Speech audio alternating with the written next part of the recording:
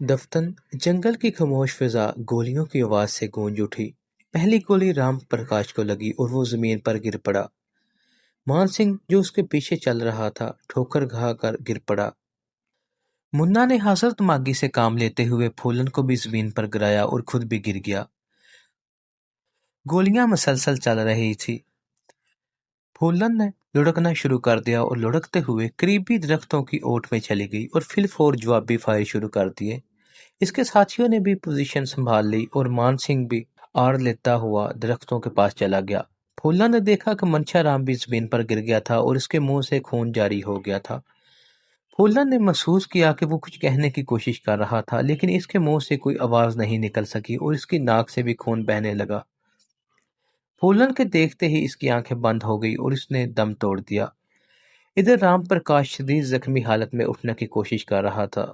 अभी वो जमीन से थोड़ा सा ऊंचा हुआ था कि एक गोली उसके जिस्म में प्योस्त हो गई और वो दोबारा जमीन पर ढेर हो गया। गोली खाने के बावजूद इसने हिम्मत नहीं हारी और धीरे धीरे से दरख्तों की झुंड की तरफ सरकने लगा कि अचानक गोलियों की एक बुछाड़ उसके जिस्म में प्योस्त हो गई और वो यकदम साकत हो गया। फूलन ने गोलियों की सिम्मत से अंदाजा लगाया कि हमला आवर एक बुलंद टैकरी पर मोर्चा लगाए हुए थे।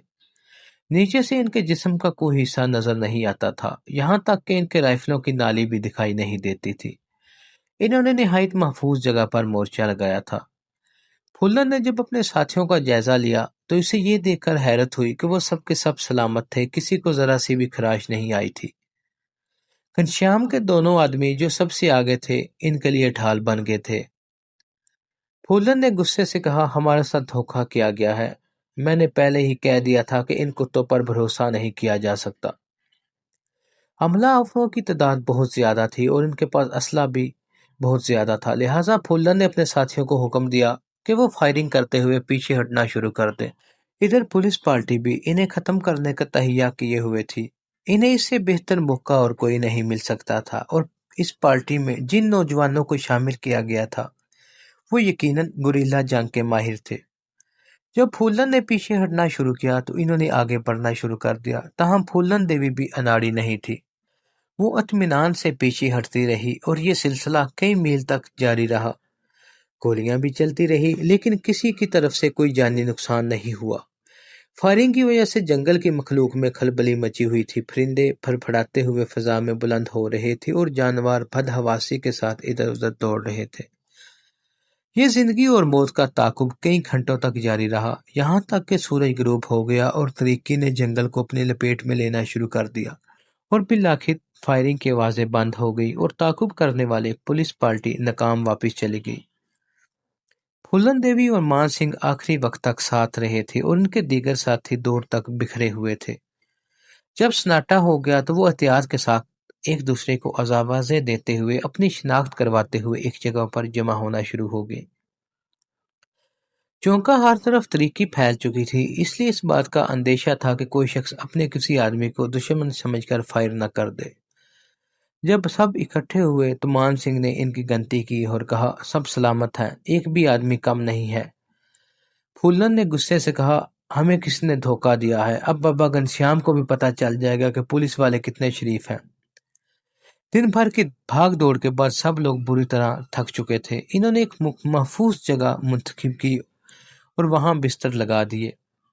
घनश्याम सिंह फूलन देवी का इंतजार करते हुए तकरीबन मायूस हो चुका था। वो सोच रहा था, पिछली दफा की तरह फूलन ने इस दफा भी इसके मशवरे पर अमल करना जरूरी नहीं समझा था। ताहम ये बात इसकी समझ में नहीं आ रही थी कि इसके अपने आदमी कहाँ चले गए थे। क्या वो भी फूलन देवी के साथ मिल गए थे या इन्हें कोई हादसा पेश आ गया था? शाम के वक्त इसे एक मुखबर के जरिए अपने आदमियों के कत्ल और पुलिस के धोखे की इत्तला मिली। वो गुस्से से दीवाना हो गया। इसने अपनी ऑटोमेटिक राइफल उठाई और बेख्तियार जमीन पर एक ब्रश दे मारा। जलील कुत्ते, इसने दांत पीसते हुए कहा, मैं एक एक से बदला लूंगा। घनश्याम का बड़ा भाई करण सिंह जो इसके गिरोह में शामिल था बोला, हमें इस वक्त किसी पुलिस स्टेशन पर हमला कर देना चाहिए। इन्होंने हमारी गैरत को ललकारा है। आज के बाद कोई भी उत्तर प्रदेश की पुलिस पर यकीन नहीं करेगा। एक डाकू ने कहा, अब हम इनके सामने कभी हथियार नहीं डालेंगे। اگلے روز ایڈیشنل آئی جی پولیس اور دیگر سینئر افسران سمرجیت انٹر کالج میں گھنشیام سنگھ کا انتظار کرتے رہے، تاہم وہ گزشتہ رات کے واقعات کی وجہ سے سمجھ چکا تھا کہ اب گھنشیام ہتھیار نہیں ڈالے گا، اور ان کا خدشہ صحیح نکلا۔ ادھر بھانڈ پولیس ہیڈ کوارٹر میں ایس پی رچندر چترویدی بہت خوش دکھائی دیتا تھا۔ وہ اس بات پر خوش تھا کہ یو پی پولیس کی وعدہ خلافی کی وجہ سے گھنشیام نے ان کے ہاتھوں میں جانے سے احتیاط کی، تاہم وہ اس بات سے تھوڑا سا غصہ تھا کہ گھنشیام نے اسے طریقے میں رکھا اور دونوں طرف مذاکرات کرتا رہا۔ اسے یو پی پولیس پر بھی غصہ تھا، جو ہر مسئلے کو گولی کے ذریعے حل کرنے کی کوشش کرتی ہے اور اس طرح معاملات کو مزید خراب کر دیتی ہے۔ چترویدی اس رپورٹ کا مطالعہ کرنے لگا جو اس کے ماتحتوں نے تیار کی تھی۔ اس رپورٹ کے مطابق حسب معمول یو پی پولیس نے پھولن دیوی کو گھاٹ لگا کر ہلاک کرنے کی کوشش کی، تو اس وقت اس کے ساتھ گھنشیام سنگھ کے آدمی بھی تھے اور وہ گھنشیام سنگھ کے پاس جا رہی تھی۔ پولیس کی فائرنگ سے گھنشیام کے دونوں آدمی ہلاک ہو گئے تھے، مگر پھولن اور اس کے ساتھی بچ نکلنے میں کامیاب ہو گئے تھے۔ چترویدی نے اندازہ لگایا کہ غالباً پھولن دیوی بھی ہتھیار ڈالنا چاہتی تھی۔ وہ ایک بار پھر پھولن دیوی سے رابطہ قائم کرنے کی تدبیر سوچنے لگا۔ یقیناً اس کا دل شکوک و شبہات اور نفرت سے بھر گیا ہوگا۔ اس صورتحال میں اس سے رابطہ قائم کرنا آسان کام نہیں ہوگا۔ اس سلسلے میں گھنشیام سنگھ بہترین ذریعہ تھا، لیکن اس سے ملنا بھی آسان کام نہیں تھا۔ چترویدی کئی روز تک اس مسئلے کا حل تلاش کرتا رہا۔ ایک ہفتے کے بعد ایک موٹر سائیکل سوار گراہ پور میں داخل ہوا۔ اس کے کندھے پر ایک چھوٹا سا بیگ لٹک رہا تھا۔ گاؤں کے باشندوں نے سرسری سی نظر اس کی طرف دیکھا اور یہ سمجھا کہ یہ بھی ان اخباری نمائندوں میں طرح ہوگا جو پھولن دیوی کے گھر آتے رہتے ہیں۔ انہیں اپنا یہ خیال اس لیے بھی صحیح معلوم ہوا کہ اجنبی موٹر سائیکل نے پھولن کے گھر کا پتہ پوچھا تھا۔ دیو دین نے اجنبی کو چارپائی پر بٹھایا اور پھولن کا ذکر آتے ہی ان مصیبتوں کا حال بیان کرنے لگا جو اس کے خیال میں پھولن کی وجہ سے ان پر نازل ہو رہی تھی۔ میرا نام چترویدی ہے، اجنبی نے کہا۔ اگر تم میرے ساتھ تعاون کرو تو میں تمہاری پریشانیاں دور کر سکتا ہوں۔ تم ان پولیس والوں کو کیا جانتے ہو؟ دیو دین نے کہا۔ جب تک پھولن زندہ ہے یہ ہماری جان نہیں چھوڑیں گے، کم بخت مرتی بھی نہیں۔ چاچا میری بیٹی کے بارے میں ایسی بات منہ سے نہ نکال، کوئی لڑکی خوشی سے ڈاکو نہیں بنتی، ضرور تیرے سے کوئی غلطی ہوگی۔ بابو میرے سے تو ایک ہی غلطی ہوئی ہے کہ میں نے اس کی ماں سے شادی کی اور یہ جنم جلی میرے گھر پیدا ہوئی۔ میں پھولن سے ملاقات کرنا چاہتا ہوں، چترویدی نے کہا۔ کیا تو اس کا کوئی اتا پتہ بتا سکتا ہے؟ دیو دین نے نفی میں سر ہلایا۔ نہ بابو، مجھے اس کا کچھ پتہ معلوم نہیں۔ وہ کبھی ملنے تو آتی ہوگی یا اس کا کوئی پیغام تو آتا ہوگا۔ دیو دین نے اپنی بیوی مولا کی طرف اشارہ کیا۔ یہ سب کچھ اسی کو معلوم ہوگا، میرا ان باتوں سے کوئی واسطہ نہیں۔ چترویدی نے دھیمی آواز میں کہا، جو کچھ میں بتانے لگا ہوں اسے غور سے سنو، اور پھولن کے سوا کسی کو اس کے بارے میں نہیں بتانا، اپنے بچوں کو بھی نہیں بتانا۔ میں تمہارا ہی بھلا بتاؤں گا، تمہیں نقصان نہیں پہنچاؤں گا۔ دیودین اور مولا شک امیز نظروں سے چترویدی کو گھورنے لگے۔ میں مدھیہ پردیش کی پولیس میں ایس پی ہوں، چترویدی نے بات جاری رکھتے ہوئے کہا۔ میں چاہتا ہوں کہ پھولن دیوی خود کو ہمارے حوالے کر دے۔ میں اسے کم سے کم سزا دلوانے کی کوشش کروں گا، اور اگر وہ ملنے کے لیے آئے یا اس کا کوئی آدمی آئے تو میرا پیغام اس کو پہنچا دینا۔ وہ ساری عمر چھپ کر نہیں رہ سکتی، گھاٹیوں میں بہت سے اس کے دشمن ہیں۔ صرف پولیس اور سری رام اور للا رام نہیں، بلکہ اب تو ڈاکو بھی اس کے دشمن ہو چکے ہیں۔ اسے یہ پیغام بھجوا دینا کہ میں اس سے ملنا چاہتا ہوں۔ دیودین نے وعدہ کیا کہ وہ پھولن تک اس کا پیغام پہنچانے کی کوشش کرے گی۔ چترویدی پھولن کے بھائی بہنوں سے بھی ملا اور ان کی آوازیں ریکارڈ کر لی۔ اس طریقے سے اگرچہ اسے پھولن تک پہنچنے کی امید تھی، تاہم وہ فکر مند تھا کہ اگر یو پی پولیس کے حکام کو اس کی حرکت کی خبر ہو گئی تو قیامت برپا ہو جائے گی۔ بھنڈ واپس پہنچ کر چترویدی نے گھنشیام کو اس کے چاچا کے ذریعے پیغام بھجوا دیا۔ چند روز بعد گھنشیام کا جواب آ گیا۔ وہ ملاقات پر آمادہ تھا، تاہم اس دفعہ اکیلے ملنے کے لیے نہیں آئے گا، اس کے ساتھ اس کے ساتھی بھی ہوں گے۔ چترویدی نے اس کی اس شرط پر کوئی اعتراض نہیں کیا اور وہ مقررہ وقت پر ملاقات کی جگہ پر پہنچ گیا۔ اس نے کچھ رسمی کلمات کہے اور اس کے بعد کہا، گھنشیام، تم نے یو پی پولیس کے ساتھ بات چیت کر کے اچھا نہیں کیا۔ اگر تم صرف میرے ساتھ مذاکرات کرتے رہتے تو تمہارے 2 آدمی جان سے نہ جاتے۔ بہرحال مجھے اس ثانیے پر افسوس ہوا ہے۔ تم مجھ پر بھروسہ کر سکتے ہو، میں کوئی جھوٹا وعدہ نہیں کروں گا، اور جو وعدہ کروں گا اسے پورا کروں گا، اس میں میری اپنی عزت ہے۔ ملکہ سنگھ کی مثال تمہارے سامنے ہے، میں تمہارے رشتہ داروں کی حفاظت کا بھی یقین دلاتا ہوں۔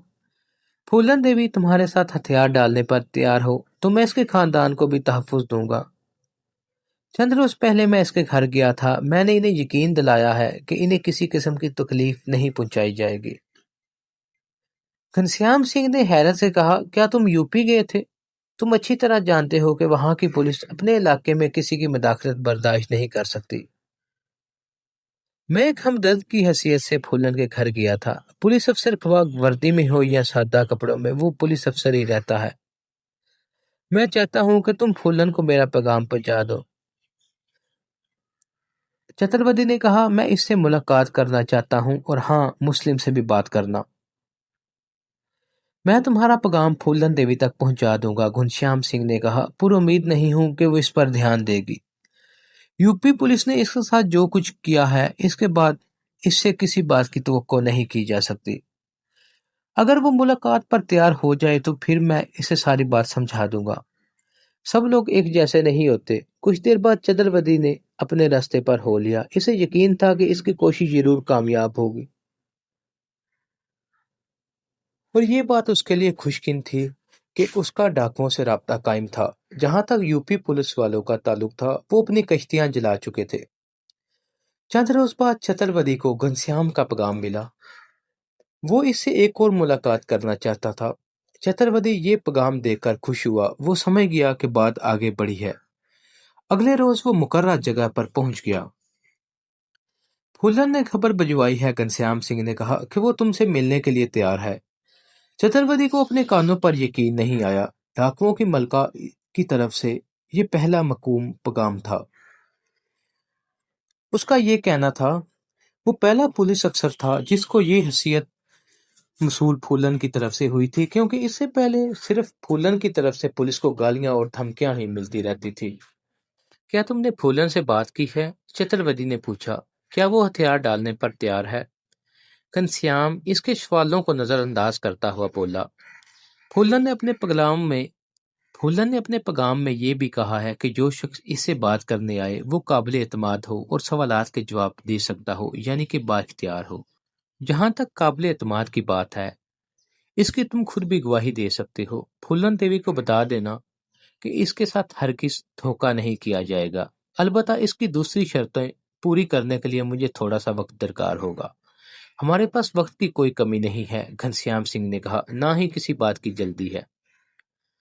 جلدی در حقیقت چتروردی کو تھی۔ وہ واپس آ کر اس نے اپنے مذاکرات کی پوری رپورٹ تیار کر کے آگے بھجوا دی اور درخواست کی کہ اسے پھولن دیوی سے بات چیت کرنے کا اختیار دیا جائے۔ اس سے زیادہ انتظار نہیں کرنا پڑا۔ 2 ہفتے بعد مدھیہ پردیش کے وزیر اعلیٰ مسٹر ارجن سنگھ کی طرف سے جواب آ گیا۔ وزیر اعلیٰ پھولن دیوی سے مذاکرات کرنے کا اختیار دے دیا تھا۔ انہوں نے لکھا تھا، اگر پھولن دیوی ہتھیار ڈالنے پر تیار ہو جائے تو اس پر صرف ان جرائم کے تحت مقدمہ چلایا جائے گا جن کا ارتکاب اس نے مدھیہ پردیش کے علاقے میں کیا تھا۔ چھتروردی نے گھنشیام سنگھ کو یہ پیغام بھجوا دیا کہ اب وہ بااختیار ہے، اسے فیصلہ کرنے کا اختیار مل گیا ہے۔ یہ سن کر اس نے یہ پیغام آگے پہنچا دیا۔ 2 دسمبر 1983 کو چتروردی کو پھولن کو پیغام ملا، وہ چند روز تک شہر سے باہر نہ جائے، اس کا آدمی کسی بھی وقت اسے لینے کے لیے پہنچ جائے گا۔ اسے یہ بھی ہدایت ملی کہ وہ زیادہ وقت اپنے دفتر میں گزارے۔ یہ پیغام ملتے ہی چتروردی ایک عجیب بے چینی کا شکار ہو گیا۔ وہ پہلا پولیس افسر ہوگا جسے پھولن دیوی سے روبرو بات کرنے کا شرف حاصل ہوگا۔ جب سے پھولن دیوی ڈاکو بنی تھی، تب سے کسی پولیس افسر نے اس کی شکل نہیں دیکھی تھی۔ چتروردی خوش تھا پر پریشان بھی۔ وہ بات بات پر گھر والوں سے الجھ پڑتا تھا، دفتر میں کس سے ٹھیک طرح سے بات نہیں کرتا تھا، کسی کام کی طرف دھیان نہیں دے رہا تھا، بے مقصد رپورٹیں پڑھتا رہتا تھا، ذرا سی آہٹ پر جھونک پڑتا تھا۔ جو عورت اس کے دفتر تک ظاہر رکھتی تھی، اسے کون پکڑ سکتا تھا اور اسے کون گرفتار کر سکتا تھا؟ اگلے روز جب وہ دفتر سے نکلا تو شام ہو چکی تھی، سڑکوں کی پتیاں جل چکی تھی۔ دروازے کے قریب ایک نوجوان جو بظاہر ایک سیدھا سادہ دیہاتی لگتا تھا، چھترپتی کے ساتھ چلنے لگا۔ اس نے سامنے دیکھتے ہوئے دبی آواز میں کہا، جناب میں آپ کو لینے آیا ہوں۔ چھترپتی نے چونک کر اس کی طرف دیکھا۔ تم؟ آپ کو اس وقت میرے ساتھ جانا ہوگا، دیہاتی نے کہا۔ اگر آپ نے کسی سے ملنے کی کوشش کی یا نظروں سے اجل ہوئے تو بات ختم ہو جائے گی، میں واپس چلا جاؤں گا۔ آؤ میرے ساتھ، چھترپتی نے کہا اور دیہاتی کو لے کر اپنے موٹر سائیکل کی طرف بڑھا۔ چند لمحوں کے اندر اس کی موٹر سائیکل گیٹ سے نکل کر سڑک پر پہنچ گئی۔ دیہاتی بڑے اطمینان کے ساتھ اس کے پیچھے بیٹھا ہوا تھا۔ جب چھترپتی کی موٹر سائیکل گیٹ سے نکل کر سڑک پر پہنچی تو ایک شخص جو بظاہر لاپرواہی سے ایک طرف کھڑا تھا، قریب کھڑی موٹر سائیکل پر سوار ہو کر ان کے پیچھے لگ گیا۔ اگرچہ وہ موٹر سائیکل کی رفتار کا مقابلہ نہیں کر سکتا تھا، تاہم اسے یہ معلوم تھا کہ موٹر سائیکل کس طرف جائے گی۔ وہ صرف یہ دیکھنا چاہتا تھا کہ کوئی جیپ یا گاڑی موٹر سائیکل کے پیچھے روانہ تو نہیں ہوئی۔ شہر سے باہر جانے والے راستے پر پہنچ کر سائیکل سوار رک گیا اور ایک طرف بیٹھ کر شہر سے باہر جانے والی گاڑیوں کو دیکھنے لگا۔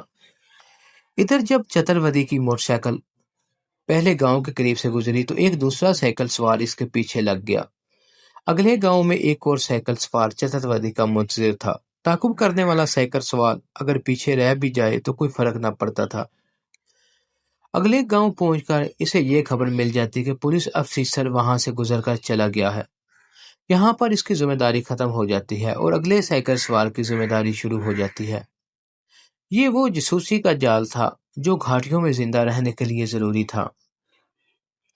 ادھر سری رام نے پولیس کے ساتھ گٹھ چوڑ کر لیا تھا اور پھولن کی تلاش میں ہریجن کے دیہاتوں میں تباہی مچا رکھی تھی۔ ان کی حرکتیں وحشی جانوروں کی سی تھی۔ سانیہ بہی مئی کے بعد ان کے اندر جو تھوڑی بہت شرافت باقی تھی وہ بھی ختم ہو گئی تھی۔ چونکہ انہیں پولیس کا کوئی ڈر نہیں تھا، اس لیے وہ بے دریغ لوٹ مار کر رہے تھے۔ ایک گاؤں میں دو آدمیوں نے ان کا مطالبہ پورے کرنے میں پشو پیش سے کام لیا تو انہوں نے دونوں کو وہیں کھڑے کر کے شوٹ کر دیا۔ پھر خوفزدہ دیہاتیوں کی آنکھوں کے سامنے ان کے ٹکڑے ٹکڑے کر کے انہیں بوریوں میں بند کر دیا۔ لے جاؤ انہیں۔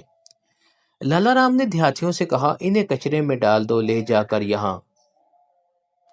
یہ تھی ان دونوں بھائیوں کی بربریت جو پھولن دیوی کی تلاش میں تھے۔ ان دیہاتیوں کے رہنے والے خوب جانتے تھے کہ اگر سری رام اور لالا رام اور دیوی کے گروہوں کا آمنا سامنا ہو گیا تو دریائے چمبل سرخ ہو جائے گا۔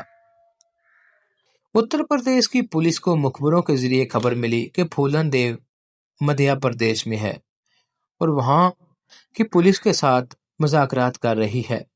یہ بات سن کر ان کی آنکھوں سے چنگاریاں نکلنے لگی۔ ان کا شکار ان کے ہاتھ سے نکلا جا رہا تھا۔ انہوں نے سری رام کے پاس ایک مخبر بھیجا جس نے اسے بتایا کہ پولیس نے پھولن کو پھنسانے کے لیے ایک منصوبہ بنایا ہے۔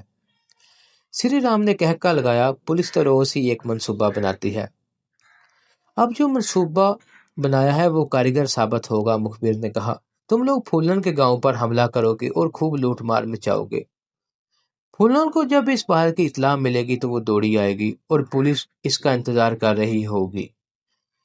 یہ لوگ ایسے ہی بونگے منصوبے بناتے رہتے ہیں، سری رام نے کہا، لیکن ہمارا کیا جاتا ہے، ہمارا تو پیشہ ہی لوٹ مار ہے۔ لالا رام نے پوچھا، کوئی پابندی تو نہیں؟ پابندی کے بغیر تو بات نہیں بنتی نا، مخبر نے کہا۔ تم لوگ پھولن دیوی کے مکان کو ہاتھ نہیں لگاؤ گے۔ لو بھائی، یہ اچھی بات ہے، پھولن دیوی کو گھر کو ہاتھ نہیں لگائیں گے۔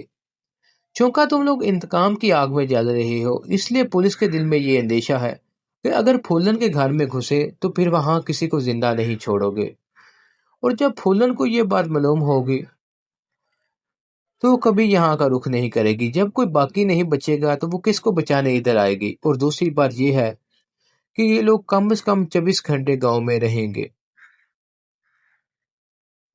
फूलन के बारे में पता चला है कि वो मध्य प्रदेश में है। इसे यहाँ पहुंचने में काफी वक्त लगेगा और आखिरी बात यह है कि तुम लोग किसी को कत्ल नहीं करोगे।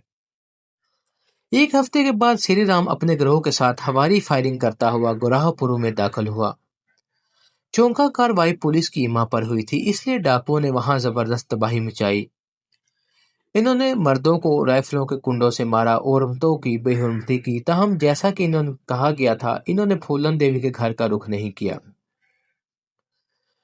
पुलिस की तरह श्री राम और लाला राम भी ये चाहते थे कि पुलिस अपने रिश्तेदारों की मदद को पहुंचे और इनके हत्थे चढ़ जाए। आसपास के टेलों पर दर्जनों पुलिस वाले घाट लगाए बैठे थे। इन्हें मालूम था कि फूलन को वहां पहुंचने में देर लग सकती है, इसलिए वो 24 घंटे का राशन पानी साथ लेकर आए थे। श्री राम और लाला राम को भी जल्दी नहीं थी। इन्होंने खूब दिल खोलकर लूटमार की। पुलिस वाले इस लूटमार का तमाशा देख रहे थे और शायद सोच रहे थे कि वो क्यों इस नेमत से महरूम है। सूरज गुरूब हो गया तो श्री राम ने एक अच्छे से घर को रात गुजारने के लिए मुंतखब किया और वहां अपनी खिदमत के लिए सब घर वालों को यरगमाल बना लिया। ये मुहासरा 3 रोज तक जारी रहा। डाकू गोराहपुर के अंदर पुलिस टेलों पर फूलन का इंतजार करते रहे। फूलन नहीं आई। पुलिस ने अपना बोरिया बिस्तर लपेट लिया और सिंह भाइयों को भी रुखसत होने का मशवरा दिया। श्री राम अपने गिरोह को गांव से बाहर ले गया और फैसला किया कि वो कुछ रोज तक करीबी जंगल में फूलन का इंतजार करेंगे। इधर फूलन देवी के मुखबरी का निजाम भी खासा मुनज़्ज़म था। इसे वारदात की इतला भी मिल गई थी और ये भी पता चल गया था कि पुलिस वहां घाट लगाए बैठी है। मान सिंह, श्री राम और लाला राम का जुल्म बढ़ता जा रहा था। फूलन ने कहा, इन्होंने मेरे गांव पर हमला करके मुझे ललकारा है, इन्हें फांसने की कोई तरकीब सोचो। मान सिंह ने कहा, इन कुत्तों को फांसना तो कोई मुश्किल काम नहीं, पर मुश्किल ये है कि इनके साथ पुलिस है और पुलिस इस विचार में है कि हमारा श्री राम से टकराव हो और इन्हें काम दिखाने का मौका मिले। मैं जब तक इन कुत्तों को अपने पैरों में नाक रगड़ते नहीं देखूंगी, मुझे चैन नहीं आएगा। मैं अपने हाथ से इन दोनों को ठंडा करना चाहती हूँ। फिलहाल हालात हमारे खिलाफ हैं, शमशेर सिंह ने कहा, मगर एक बार यकीनी है कि ये दोनों भाई एक दिन जरूर मरेंगे और बहुत बुरी मौत मरेंगे। ख्वाह तेरे हाथों मरे या पुलिस के हाथों, हर शख्स की मौत का एक वक्त मुकर्रर है। तो हमेशा अजीब बातें करता है, फूलन ने कहा। अगर मौत का वक्त मुकर्रर हो तो फिर बही माई वालों की मौत का भी वक्त मुकर्रर था। हमारा तो कोई दोष नहीं है, पुलिस हमारे पीछे क्यों लगी हुई है? शमशेर सिंह ने सर खुजाया। गालबन इसके पास इस बात का कोई जवाब नहीं था। चुप क्यों हो गए? मान सिंह ने कहा। फूलन की बात का जवाब क्यों नहीं देते? वो बात यह है कि भगवान का कानून और है और दुनिया का कानून और है, शमशेर ने कहा। दुनिया अपने कानून से चलती है, भगवान अपने कानून पर चलता है। दरअसल भगवान के भेद कोई नहीं समझ सकता। मैं तुझे बताती हूँ भेद क्या है, फूलन ने कहा। तुम्हारा और हमारा भगवान दुनिया के बिखेड़ों में ना पड़ता है। इसने ये संसार बनाकर लोगों के हवाले कर दिया है। अब ये लोगों की मर्जी है कि मिलजुल कर रहें या लड़ते रहें। इस संसार में जोर आवर सच्चा और कमजोर छूटा है। आज पुलिस वाले मेरे जीवन के पीछे हैं, मेरी जान के प्यासे हैं, पर अगर मुझे रात गजी मिल जाए तो यही लोग मेरे चरणों में लूटेंगे। ये है सारा राज। वाह फूलन देवी, मान सिंह ने कहा, तूने तो बड़े पढ़े लिखों की भी टांग तोड़ दी। शमशेर सिंह मौजू बदलता हुआ बोला, पुलिस अफसर चतुर्वेदी से क्या बातचीत हुई? एक बार आ तो जाने दो, फिर बातचीत भी हो जाएगी। इधर मोटरसाइकिल अपने कच्चे रास्ते में दौड़ रही थी। रात की तारीकी थी और सर्दी हर गुजरते लम्हे के साथ बढ़ती जा रही थी। पीछे बैठा हुआ देहाती इसकी रहनुमाई करता जा रहा था। फिजा में धुंध भी छाई हुई थी, जिससे हेडलाइट के बावजूद चंद गज आगे देखना भी महाल था। कच्ची और नाहमवार रास्तों पर मोटरसाइकिल आराम आराम से गुजर रही थी। मोटरसाइकिल की रफ्तार 15 मील से ज्यादा नहीं थी। पीछे आने वाले साइकिल सवार को अब ताकुब करने में कोई परेशानी नहीं थी। एक गांव में पहुंचकर चतुर्वेदी को गाइड इसे एक घर में ले गया, जहां इसके खाने पीने का इंतजाम था। खाना खाने और चाय पीने के बाद घर वालों ने चतुर्वेदी को एक कंबल दिया, क्योंकि शदीद सर्दी की वजह से इसके बदन में कपकपी तारी थी। आगे का सफर ज्यादा पुरखतर था। रास्ता तंग, जंगल घना और जगह जगह खौफनाक शक्लों वाले टीले। इनमें से कुछ तो 500-500 फुट बुलंद थे। ये वो पुरखतर इलाका था जो 1000 साल से डाकू, बागियों और कातलों की अमाजगाह था। इन खतरनाक इंसानों के अलावा इस इलाके में चीते, भेड़िए, सूर, गिद्दड़ और शीशनाग वगैरह भी पाए जाते थे। कई जगहों पर इतनी ऊंची घास उगी होगी कि इसमें हाथियों का भी गोल छुप सकता था। इस इलाके में पुलिस पार्टियां दिन के वक्त दाखिल होते हुए भी घबराती हैं। एक मकाम पर पहुंचकर चतुर्वेदी के गाइड ने इसे रुकने के लिए कहा और बताया कि आगे मोटरसाइकिल नहीं जा सकती। चतुर्वेदी ने मोटरसाइकिल बंद करके एक तरफ खड़ी कर दी और अपना बैग कंधे पर डालकर गाइड के साथ आगे चलने लगा। गाइड ने टार्च निकाल ली थी और खारदार झाड़ियों के बीच टेढ़े मेढ़े रास्तों पे ऊपर जा रहा था। दोनों तकरीबन 1 घंटे तक चलते रहे। बिलाखिर वो एक खुली जगह पर पहुंच गए, जहां वस्त में एक अलाव तैयार था, आग का अलाव। गाइड ने जेब से माचिस निकाल ली और लकड़ियों के नीचे रखे हुए खुश्क शाखों को आग लगा दी। चंद लम्हों के अंदर खुश्क लकड़ियों ने आग पकड़ ली और माहौल रोशन हो गया। गाइड खड़ी पर नजर डालता हुआ बोला, हमें यहाँ 2 घंटे तक इंतजार करना पड़ेगा। चतुर्वेदी फूलन की जहानत और हिकमत अमली पर दंग रह गया। मुलाकात का इतना मोहतात और पेचीदा तरीका इसने पहले कभी नहीं देखा था। इसने इन तरीक टहलों की तरफ नजर दौड़ाई जो खौफनाक अंदाज में चारों तरफ फैले हुए थे।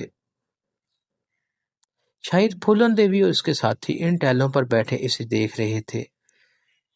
चतुर्वेदी ने जमीन पर बिछाया क्लीन और उस पर बैठ गया। बैग एक तरफ रखा और अलाव के सामने चला।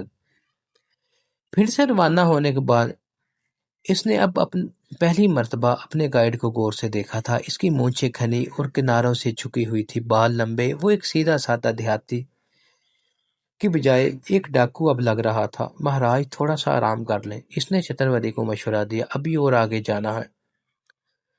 चतुर्वेदी आराम करने के लिए मूड में नहीं था, हालांकि वो बहुत थका हुआ था। ताहम 2 घंटे तक बैठना और इंतजार करना था, तो चंद मिनटों के बाद वो कंबल पर दराज हो गया। गाइड ने एक सिगरेट सलगाया और धीरे धीरे से सिगरेट के कश लगाने लगा। तवील इंतजार के बाद उसने घड़ी पर नजर डाली और बोला, रवानगी का वक्त हो गया है। चतुर्वेदी ने अपनी घड़ी पर नजर डाली। इस वक्त रात के 2:30 बज रहे थे। इन्हें पुलिस स्टेशन से निकले हुए 7.5 घंटे हो चुके थे। इसने उठकर कंबल की बुक्कर मारी और गाइड के पीछे हो लिया। वो इस रास्ते पर चल पड़े जहां से वो आए थे, लेकिन कुछ दूर दलने के बाद वो एक मुख्तलिफ रास्ते पर मुड़ गए। ठहरो, अचानक तरीके से एक आवाज उभरी। दोनों रुक गए। कोई शख्स झाड़ियों से निकलकर आगे बढ़ा और चतुर्वेदी के चेहरे पर टॉर्च से रोशनी डाली। अच्छा महाराज, मेरे साथ आओ, इसने कहा। टॉर्च की रोशनी की वजह से चतुर्वेदी की आंखें चिंधिया गई, इसलिए वो नई गाइड की शक्ल नहीं देख सका। टॉर्च बुझ जाने के बाद भी इसकी आंखों के सामने नीले पीले रंग नाचते रहे। अब वो नई गाइड के पीछे चल रहा था। पहला गाइड गायब हो चुका था। नई गाइड ने शाल ओढ़ रखी थी और इसका चेहरा मफलर में छुपा हुआ था। इसकी रफ्तार खासी तेज थी। जिस रास्ते पर वो चल रहा था वो निहायत तंग था और इस पर सिर्फ एक आदमी चल सकता था। कई जगहों पर गहरी घाटियां थी। दोनों इन पुरखतर घाटियों में 1.5-2 घंटे तक चलते रहे। चतुर्वेदी ने अंदाजा लगाया कि इन्होंने 5-6 मील से ज्यादा फासला तय कर लिया था। दूर उफक पर हल्की सी सफेदी नमूदार होना शुरू हो गई थी। चतुर्वेदी को कुछ पता नहीं था कि वो किस मकाम पर था और वापसी का रास्ता किधर को था। यकायक चतुर्वेदी ने एक मोड़ पर तकरीबन 15 कदम आगे एक राइफल बरदार शख्स को खड़े देखा। इसने राइफल बगल में दबा रखी थी और नाल का रुख चतुर्वेदी की तरफ था। चलते रहो, गाइड ने चतुर्वेदी से कहा, घबराओ नहीं। चंद कदम आगे एक घड़ी दिखाई दी। इस घड़ी के दरवाजे पर पहुंचकर गाइड ने हाथ बुलंद करके एसपी चतुर्वेदी को रुकने का इशारा किया। फिर उसने 2 मरतबा ताली बजाई। इसके जवाब में दूसरी तरफ से 2 मरतबा ताली बजाई गई। फिर दरवाजा खुला और एक मुसल्ला डाकू बाहर आया। इसने चतुर्वेदी को हाथ ऊपर करने का हुक्म दिया और इसकी जामिया तलाशी ली। फिर इसे अंदर दाखिल होने की इजाजत दे दी। वो एक किला नुमा इमारत थी। गाइड दरवाजे से वापस चला गया था। ड्यूरी में एक बार फिर चतुर्वेदी की तलाशी ली गई। ऐसी जबरदस्त एहतियात तदबीर तो शायद किसी शहनशाह के महल भी नहीं की जा सकती। दरवाजे से 200 गज के अंदर एक तरफ चंद अफराद एक शेड के नीचे आग ताप रहे थे। दरवाजे पर पहरा देने वाले डाकुओं ने शेड की तरफ इशारा किया और कहा, इस तरफ चले जाओ। इस वक्त हर तरफ सुबह का इजाला फैल चुका था और जिंदगी अंगड़ाइयां लेती हुई बेदार हो रही थी। एसपी जब शेड के करीब पहुंचा तो आग के गिर्द बैठे हुए लोगों में से एक दराज का शख्स उठा और सीधी कमर के साथ चलता हुआ इसकी तरफ बढ़ा। सफेद लबादे में मलबूस इस शख्स के चेहरे पर छोटी सी दाढ़ी थी। इसके बाल लंबे और नकूश तीखे थे। इसकी शख्सियत में रौब और दबदबा था। एसपी चतुर्वेदी इससे मुतासर हुए बगैर न रह सका। अगर इसके सर पर ताज होता तो वो बादशाह लगता। नमस्कार, इसने चतुर्वेदी से कहा, मैं मान सिंह हूँ। चतुर्वेदी ने जवाब में रस्मी कलमात कहे। इतने में अंदर से एक छोटे कद की लड़की बाहर आई। इसने नीले रंग की बेल बॉटम पतलून नीली कमीज पहन रखी थी। इसने अपने स्याह रंग के लंबे लंबे बालों पर सुर्ख हैट बांध रखा था। चतुर्वेदी के ख्याल के मुताबिक इसके नकूश नेपाली बाशिंदों से मिलते जुलते थे। इसकी गहरी आंखों में गजब की चमक पाई जाती थी। वो बहुत ताज़ा और मुतमिन दिखाई देती थी। एसपी चतुर्वेदी के दिल की धड़कन तेज हो गई। इसके सामने डाकुओं की रवायती मलका खड़ी थी। ये वो औरत थी जिसकी तलाश में 2 सूबों के हजारों पुलिस वाले खाटियों की खाक छानते फिर रहे थे। चतुर्वेदी ने इसकी उंगली में चांदी की एक अंगूठी देखी जिसमें अजीब सा नग लगा हुआ था। ऐसी अंगूठी इसने इससे पहले मलखा सिंह की उंगली में देखी थी। इसने इसे बताया था कि अंगूठी में जो नग लगा हुआ है वो एक जहरीली मछली के सर से हासिल होता है और ऐसी अंगूठी पहनने वाले को कोई नुकसान नहीं पहुंचता। यकीनन इसीलिए अभी तक इस औरत को भी कोई नुकसान नहीं पहुंचा था। एक अंदाजे के मुताबिक इस पर 50 से जायद मर्तबा कातलाना हमले किए गए थे, लेकिन वो बिल्कुल सलामत और तरोताज़ा थी। नमस्कार, इसने चतुर्वेदी से कहा, मैं फूलन देवी हूँ। नमस्कार, मेरा नाम राजेंद्र चतुर्वेदी है। चतुर्वेदी हैरत से इस लड़की की तरफ देख रहा था जिसका कद इसके कंधों तक पहुंचता था। हालांकि वो खुद भी कोई लंबे कद का आदमी नहीं था। इसे अपनी आंखों पर यकीन नहीं आ रहा था। क्या ये वो लड़की है जिसका नाम सुनकर वाजिए चंबल और बंदेल के बासी थड़ थड़ कांपने लगते हैं और ये इन गिनत कत्ल, डकैती और अगवा की वारदातों में पुलिस को मतलूब है। वही माई के सानिये को 20 महीने गुजर चुके थे और अभी तक पुलिस इसकी एक झलक तक नहीं देख सकी थी। आलमी शोहरत याफ्ता डाकू कुओं की मलका फूलन देवी। महाराज, बाहर बैठना पसंद करोगे या अंदर? चतुर्वेदी फूलन की आवाज सुनकर चौंका। अंदर ही ठीक रहेगा, इसने कहा। मान सिंह और फूलन देवी इसे एक सादा से कमरे में ले गए। चतुर्वेदी ने देखा कि पिछले हिस्से में 2 देहाती जो कंबल ओढ़कर लेटे हुए थे खौफजदा नजरों से इनकी तरफ देख रहे थे। गालबन ये वो देहाती थे जिन्हें फूलन ने चंद रोज पहले अगवा किया था। फूलन ने तेज नजरों से चतुर्वेदी की तरफ देखा और बोली, बाहर आग के पास बैठते हैं। गालबन वो नहीं चाहती थी कि ये रुगमाली इनकी गुफ्तगू सुने। चतुर्वेदी इनका मेहमान था और किसी बात पर एतराज नहीं कर सकता था। फूलन ने आग के गिर्द बैठे हुए डाकुओं से उठ जाने का कहा। वो चुपचाप वहां से उठ गए। फूलन ने नोटों की चंद कड़ियां जो कपड़े में लिपटी हुई थी चतुर्वेदी को पेश की। ये हमारी तरफ से नजराना है। चतुर्वेदी ने तामुल करते हुए वो नजराना कबूल कर लिया। वो जानता था कि सरदार अपने पेश करदा तोहफे का टुकराना पसंद नहीं करते। फूलन ने पानी की केटली आग पर रखी और चंद मिनटों में चाय तैयार करके चतुर्वेदी को दे दी। फिर वो एक प्लेट में चावलों की पंजीरी डालकर ले आए। चतुर्वेदी हैरत और दिलचस्पी से इसे काम करते देख रहा था। इस वक्त वो एक सादा मजाज खतून ने खाना लग रही थी। चतुर्वेदी ने चाय की चुस्की लेने के बाद कहा, मैं तुम्हारे घर गया था। फूलन एकदम इसकी तरफ मुड़ी। कब?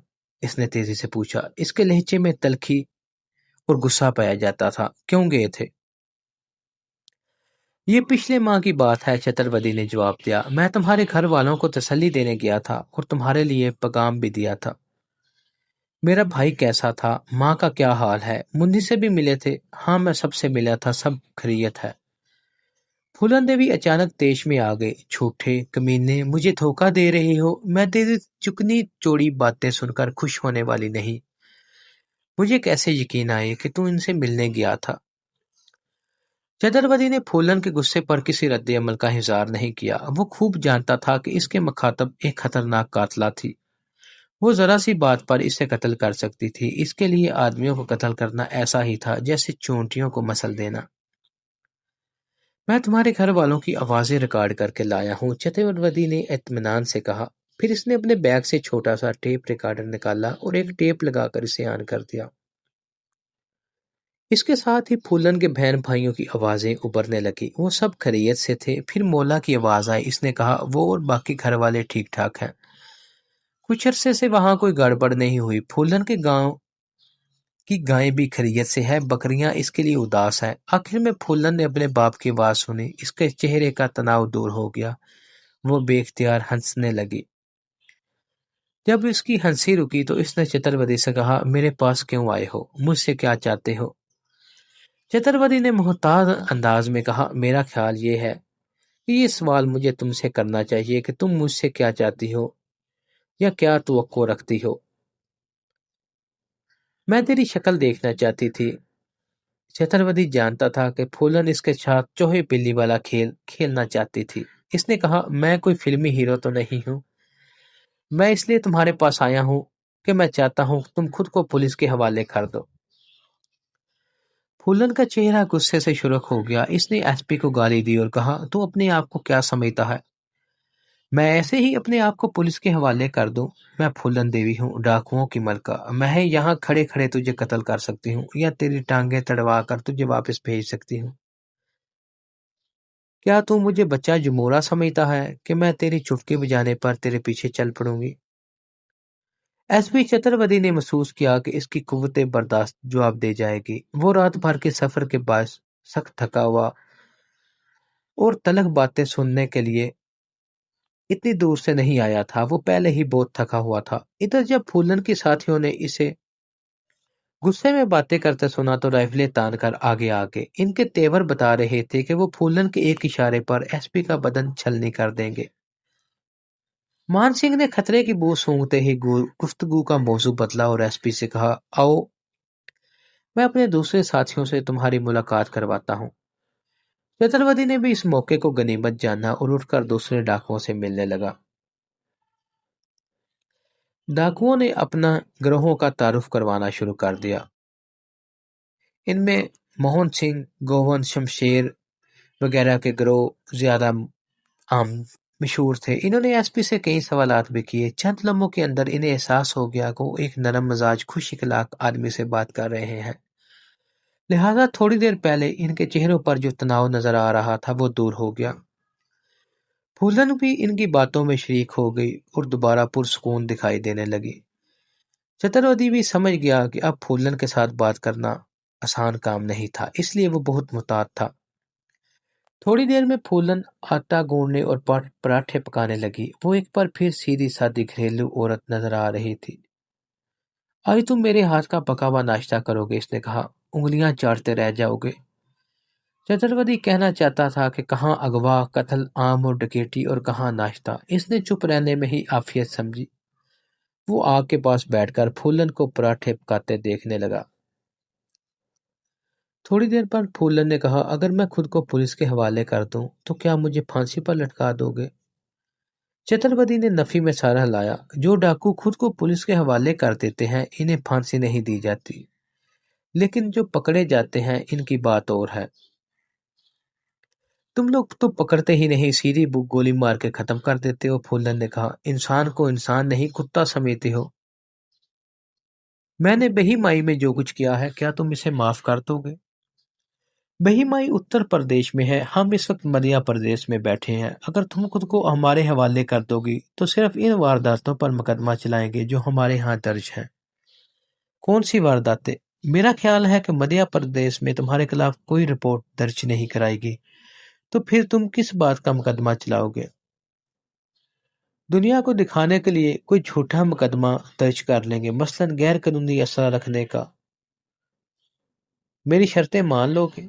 मुनासिब शर्तें मान लूंगा, चतुर्वेदी ने कहा। मैं तुम्हारे बारे में मध्य प्रदेश के महामंत्री अर्जुन सिंह से बात कर चुका हूँ। इन्होंने मुझे तुम्हारे साथ बातचीत करने का पूरा इख्तियार दिया है। मान सिंह ने कहा, अभी तुम आराम करो, बातें भी कर लेंगे। नाश्ते के बाद चतुर्वेदी आराम करने के लिए लेट गया। वो रात भर का जागा हुआ था और वापसी के सफर के लिए भी आराम बहुत जरूरी था। दोपहर के खाने में फूलन ने से बाजरे की रोटी, सब्जी, आलू और दाल दी। कुछ देर तक तीनों खामोशी से खाना रात खाते रहे। फिर अचानक फूलन ने कहा, मैं अपने घर वालों से मिलना चाहती हूँ, क्या तुम इसका इंतजाम कर सकते हो? मैं वादा नहीं कर सकता, लेकिन कोशिश करूंगा। उत्तर प्रदेश में हम बिल्कुल बेख्तियार हैं। खाने के बाद चतुर्वेदी ने अपना कैमरा निकाला और फूलन से कहा वो इसकी तस्वीर उतारना चाहता है। लेकिन फूलन कैमरा देखते ही चलाई, मेरी तस्वीर नहीं उतारना। मैंने सुना है कि मेरी तस्वीर की कीमत 30,000 रुपए है। ये सही था। पूरा भारत फूलन की तस्वीर के लिए शोर मचा रहा था। इसने 2 साल से उत्तर प्रदेश और मध्य प्रदेश में दहशत फैला रखी थी और किसी ने इसकी शक्ल तक नहीं देखी थी। इस कैमरे में फौरन तस्वीर तैयार हो जाती है, चतुर्वेदी ने इसे बताया। मैं ये तस्वीर तुम्हें दे दूंगा। थोड़े से तामुल के बाद फूलन तस्वीर उतरवाने के लिए तैयार हो गई। इस वक्त वो चूल्हे के पास बैठी थी। चतुर्वेदी ने इसकी तस्वीर उतारी और प्रिंट निकालकर इसके हाथ में थका दिया। अपनी तस्वीर देखकर फूलन खुशी से उछल पड़ी। तुम तो जादूगर हो। अरे मान सिंह, जीवन, शमशेर सिंह, इधर आओ, देखो ये मेरी तस्वीर है। वो बिल्कुल किसी बच्चे की तरह एक एक को अपनी तस्वीर दिखा रही थी, लेकिन दीवार के साथ रखी हुई इसकी ऑटोमेटिक राइफल बता रही थी कि वो बिल्कुल बच्ची नहीं है। चतुर्वेदी ने कहा, अगर तुम दोबारा मुझसे बातचीत करना चाहो तो मुझे पैगाम पहुंचवा देना। फूलन एकदम संजीदा हो गई। हमारे साथ धोखा मत करना, मैं तुम्हारा नमक खा चुका हूँ, चतुर्वेदी ने कहा। अपनी जुबान से नहीं फिरूंगा। फिर वो गाइड के हमरा वहां से रुखसत हो गया। चतुर्वेदी के जाने के बाद फूलन ने अपने साथियों से मशवरा किया। जहां तक चतुर्वेदी का ताल्लुक था, इसके बारे में सब अच्छी राय रखते थे। मलखा सिंह के साथ भी इसने बातचीत की थी और इसने किसी को कभी कोई धोखा नहीं किया दिया था। मलखा सिंह ने मशवरा दिया कि पहले अपनी शर्तें लिखकर चतुर्वेदी को दे, उसके बाद जो हुआ देखा जाएगा। फुल्ला ने दोबारा चतुर्वेदी को बुलाया और अपनी शर्तें लिखकर इसके हवाले कर दी। अगर तुम हमारी शर्तों पर मानने के लिए तैयार हो जाओ तो हम हथियार डालने के मामले पर गौर करेंगे। चतुर्वेदी ने इन शर्तों का मुतालिया किया। इनका खुलासा ये था, हथियार डालने की सूरत में फूलन देवी और उसके किसी साथी को फांसी की सजा नहीं दी जाएगी, न ही इनमें से किसी को पुलिस के हवाले किया जाएगा। फूलन देवी को किसी मरने पर हथकड़ी नहीं लगाई जाएगी और इस पर दर्जशुदा तमाम मुकदमात की समाअत मध्य प्रदेश की खसूसी अदालत में की जाएगी और फूलन देवी के साथियों को खुली जेल में रखा जाएगा और वो तमाम सहूलतें फराहम की जाएंगी जो इससे पहले हथियार डालने वाले डाकुओं को दी जा चुकी हैं।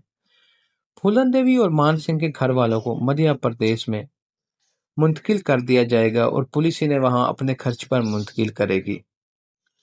चतुर्वेदी ने इन शराइत के बारे में आला हकाम से मशवरा किया। तकरीबन तमाम शर्तें मंजूर कर ली गई।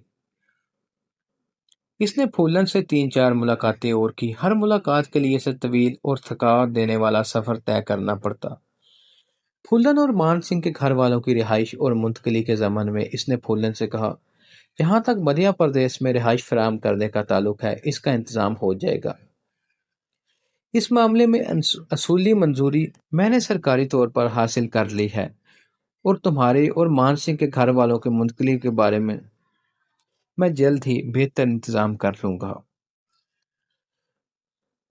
पर मसला ये है कि यूपी सरकार इस मामले में हमारी बिल्कुल मदद नहीं कर रही, तो इसलिए तुम्हारे घर वालों की जिम्मेदारी मैं ज़ाती तौर पर लेता हूँ। तुम्हारे घर वालों का मुंतकली का काम चोरी छुपे करना पड़ेगा। फूलन देवी असूली तौर पर हथियार डालने के लिए आमादा हो चुकी थी। चतुर्वेदी से इस बात पर कायल करने में कामयाब हो गया था। ये इसकी बड़ी कामयाबी थी। अगर वो यूपी पुलिस के हत्थे चढ़ जाती तो इसे फांसी से कम सजा नहीं होती, और कोई अजब नहीं कि इसके रिश्तेदारों के साथ भी कोई रहम ना किया जाता। तो एक लिहाज से ये फूलन के लिए भी अच्छा आया था। फूलन देवी का घनश्याम से मुसलसल राब्ता कायम था। घनश्याम की तरफ से इन्हें इत्तला मिली थी कि चतुर्वेदी भी तकरीबन राजी हो गया है, और अगर 3 रोज के अंदर वो लोग सब मिल के हथियार डाल दें तो जेल के अंदर उन्हें ज्यादा आज़ादी और सहूलतें मुहैया होंगी। सबसे खुशनुमा बात यह थी कि चंद साल की कैद होगी और इसके बाद वो आराम से अपनी जिंदगी गुजार सकेंगे। पुलिस के साथ आंख मिचौली का सिलसिला खत्म हो जाएगा। राजेंद्र चतुर्वेदी इस प्रोग्रेस पर बहुत खुश था। अब सिर्फ चंद हफ्तों की बात थी। इसके बाद 3 खतरनाक गिरोह अपने हथियार महामंत्री के कदमों में रख देंगे और इसकी कामयाबी का सेहरा सिर्फ उसके सर जाता था। उसको पता था इसके बाद डिपार्टमेंट में उसकी पोजीशन और मुस्तहकम होगी और कुछ इनामो इकराम और तरक्की भी मिलेगी। लखनऊ में यूपी के मंत्री मिस्टर श्रीपद तक जब इन खबरों की इत्तला मिली तो वो बहुत गुस्सा हुए। उन्हें गुस्सा इस बात पर था कि इनके इलाके में कत्लो गारत और तबाही मचाने वाले मुजरमों को मध्य प्रदेश में मनमर्दी की शर्तों पर कबूल किया जा रहा था। गुस्से की ये लहर आईजी पुलिस से होती हुई मामूली सिपाही तक पहुंच गई। इन्होंने ये हुक्म दिया कि हथियार डालने के मंसूबे को हर तरह नाकाम बनाया जाए, फूलन देवी पर खास तवज्जो दी जाए और इसे हर मुमकिन तरीके से हथियार डालने से रोका जाए। ये तो उत्तर प्रदेश के गैजो गजब का हाल था। इधर मध्य प्रदेश पुलिस में भी फूलन देवी के दुश्मनों की कमी नहीं थे। वहां के western senior police officer Chaturvedi की कोशिशों को अच्छी नजर से नहीं देख रहे थे और वो किसी तरह इसके मंसूबे को नाकाम करना चाहते थे। इनका कहना था कि वो यूपी के गंदे अंडे को कबूल नहीं कर सकते। इस पेशा वराना रकाबत का भी खासा अमल दखल था। मध्य प्रदेश के अफसर ने भिंड और मारिया पुलिस स्टेशनों के थानेदारों को हुक्म भेजा और इन्हें बताया कि मुस्लिम के गिरोह मध्य प्रदेश की हदूद में दाखिल हो चुके हैं। इसके खिलाफ कार्रवाई तेज कर दो। इसे जिंदा या मुर्दा गिरफ्तार करने की कोशिश करो। इस किस्म के हुक्म से सिपाहियों को गोली चलाने का मौका भी मिल जाता है। इस हुक्म के मिलते ही पुलिस के कई दस्ते भिंड के जनूब में वाक़या जंगलों और खाटियों में घुस गए। इधर यूपी पुलिस ने भी अपनी सरगर्मियां तेज कर दी थी और पुलिस के जवान 24-24 घंटे घाटियों में गश्त कर रहे थे। 3 मील के दायरे में अगर कहीं पर कोई पत्ता भी हिलता दिखाई देता तो सनसनाती हुई गोली इसमें सुराख करते हुए गुजर जाती। इधर 26 जनवरी 1983 को मुस्लिम और इसके साथी जंगल के किनारे बैठे खाना खा रहे थे कि अचानक अमारिया पुलिस स्टेशन की एक पुलिस पार्टी ने इन्हें देख लिया। वो छुपते छुपाते आगे बढ़े और डाकुओं पर फायर खोल दिए। पहले हल्ले में एक गोली मुस्लिम के पेट में लगी और वो एकदम जमीन पर लेट गया। अपने साथियों को जवाबी फायरिंग का हुक्म कर देता हुआ जमीन पर लेटता हुआ लोटपोट वो दरख्तों की सिमत बढ़ा। इतने में इसके साथियों ने पुलिस पर जवाबी फायर खोल दिए और इनकी तेज फायरिंग की वजह से पुलिस को थोड़ा ढीला कर दिया, जिसकी वजह से वो पीछे जंगल में छुपने में कामयाब हो गए। पुलिस पार्टी जब फायरिंग करते हुए जंगल के किनारों पर पहुंची तो वहां बचे खुचे खाने के सिवा कुछ नहीं था। डाकू गायब हो चुके थे। इन्हें 500 गज आगे तक खून के निशानात नजर आए। इसके बाद कोई निशान नहीं मिला। मुस्लिम ने अपने पेट पर कपड़ा बांध लिया था और अपने कदमों पर चल रहा था। इसके साथी इसे उठाकर ले जाना चाहते थे, लेकिन मुस्लिम ने इनकार कर दिया। इसने कहा, मैं तुम्हारा सरदार हूं, जब तक मेरे जिस्म में दम है मैं अपने कदमों पर चलूंगा। वो 5 मील तक जख्मी हालत में चलता रहा। इसके हाथ और कपड़े खून से सुरख हो रहे थे। बिलाखिर वो एक गांव में पहुंच गई और एक डाकू दौड़ता हुआ पहले गांव में पहुंच चुका। वहां मरहम पट्टी और दवा दारू का सामान पहले ही तैयार कर लिया गया था। गांव में पहुंचते ही मुस्लिम ने एक डाकू को फौरन एसपी चतुर्वेदी के पास जाने के लिए कहा। चतुर्वेदी से कहना कि अगर वो अपने वादों में सच्चा है तो फौरन अपनी हिफाजत में मेरे इलाज को बंदोबस्त करे। ये हुक्म देने के बाद फौरन वो बेहोश हो गया। चतुर्वेदी को जब ये पैगाम मिला तो वो शख्स परेशान हो गया। لیکن اس وقت چھان بین کا موقع نہیں تھا۔ اس نے فوراً مسلم کو جیپ کے ذریعے پھنڈیل بلانے کا انتظام کیا تاکہ اس کی علاج کے لیے اسپتال میں داخل کرایا جا سکے۔ اس کے بعد اس نے بھوپال میں وزیر اعلیٰ ارجن سنگھ سے ٹیلی فون پر رابطہ قائم کیا اور انہیں صورتحال سے آگاہ کیا۔ سر، مجھے یہ ڈر ہے کہ اس واقعے سے ہمارے مذاکرات ناکام ہو جائیں گے، اس نے کہا۔ پھولن دیوی پہلے ہی پولیس پر اعتماد نہیں کرتی، اس واقعے سے اس کا ارادہ اور بھی بدل جائے گا۔ میں تمہارے ساتھ ہوں، وزیر اعلیٰ نے کہا۔ تمہیں جس قسم کی مدد کی ضرورت ہوگی وہ تمہیں مل جائے گی۔ سر، میں اور آپ یہی چاہتے ہیں کہ پھولن دیوی ہتھیار ڈال دے اور اس کی ڈکیتیوں کا سلسلہ ختم ہو جائے، لیکن بہت سے پولیس افیسر ایسا نہیں چاہتے۔ وہ ہماری محنت پر پانی پھیرنا چاہتے ہیں۔ تم اپنا کام جاری رکھو، میں اس واقعے کے بارے میں انکوائری کرواتا ہوں۔ پھولن دیوی کو جس وقت اس واقعے کی اطلاع ملی، اس وقت وہ ضلع بھنڈ کے ایک گاؤں تامکنور کے قریب مقیم تھی۔ وہ یہ خبر سنتے ہی غصے سے چیخنے لگی اور پولیس کو گالیاں دینے لگی۔ اب میں اپنے ہاتھ سے چتروردی کو قتل کروں گی، وہ چلائی۔ اس کے ٹکڑے ٹکڑے کر دوں گی، وہ غدار، دھوکے باز، جھوٹا کمینہ ہے۔ اسے میرے سامنے تو آ لینے دو، یہ سب ایک جیسے ہیں، کسی پر بھروسہ نہیں کیا جا سکتا۔ مان سنگھ غیظ و غضب کے عالم میں ادھر ادھر ٹھوکریں مارنے لگا۔ اس خبر نے اسے پاگل کر دیا تھا۔ چتروردی پر بہت بھروسہ کرتا تھا۔ انہوں نے اس وقت ایک آدمی کو پیغام دیا کہ گھنسیاب کی طرف جائے اور بتائے کہ اب وہ ہتھیار ڈالنے پر تیار نہیں ہے۔ ان کے آدمی کو ابھی گئے تھوڑی دیر ہوئی تھی کہ گھنشیام کا آدمی اس کے پہنچ گیا۔ وہ بھی یہی پیغام لایا تھا کہ ہتھیار ڈالنے کا پروگرام منسوخ کر دیا گیا ہے۔ گھنشیام، جو اس وقت سوندا نامی جنگل میں پڑاؤ ڈالے ہوئے تھا، گھاٹیوں کی طرف روانہ ہو گیا تھا۔ ایس پی چتروردی نے اپنے دفتر میں سر پکڑ لیا۔ اس کے کئی ہفتوں کی محنت اور صبر آزما آئی چند سر پھرے افسروں نے دھرچیاں پھکیر دی تھی۔ کیا انہیں پتہ نہیں تھا کہ اس نے معاملے کو سلجھانے کے لیے کتنے خطرے مول لیے تھے؟ کیا وہ ڈاکوؤں کی ملکہ کی شعلہ افشاں طبیعت کے بارے میں کچھ نہیں جانتے تھے؟ اس واقعے کے بعد کوئی عجب نہیں ہے کہ وہ کسی اور گاؤں میں انتقامی کارروائی کرے اور مزید بے گناہ جانوں کو اس جہان سے محروم کر دے۔ اس نے چھر جھٹکتے ہوئے میز پر مکہ مارا اور فیصلہ کیا کہ وہ دوبارہ پھولن دیوی سے ملے گا۔ جب اس نے اپنے گھر والوں کو اس فیصلے سے آگاہ کیا تو وہ پریشان ہو گئے۔ چتروردی کے بھائی نے کہا، اگر تم اس عورت کے پیچھے گھاٹیوں میں گئے تو پھر ہم دوبارہ تمہاری شکل نہیں دیکھ سکیں گے، وہ ضرور تمہیں قتل کر دے گی۔ جو عورت درجنوں قتل کر چکی ہو، اس کے لیے ایک اور قتل کوئی فرق نہیں پڑتا۔ میں اسے سمجھانے کی کوشش کروں گا، چتروردی نے کہا۔ جو کچھ ہوا ہے اس میں میرا کوئی ہاتھ نہیں ہے۔ تم اپنی جان خطرے میں ڈال رہی ہو۔ وہ جنگلی عورت تمہاری باتوں پر یقین نہیں کرے گی، وہ اسے تمہاری کوئی چال سمجھے گی۔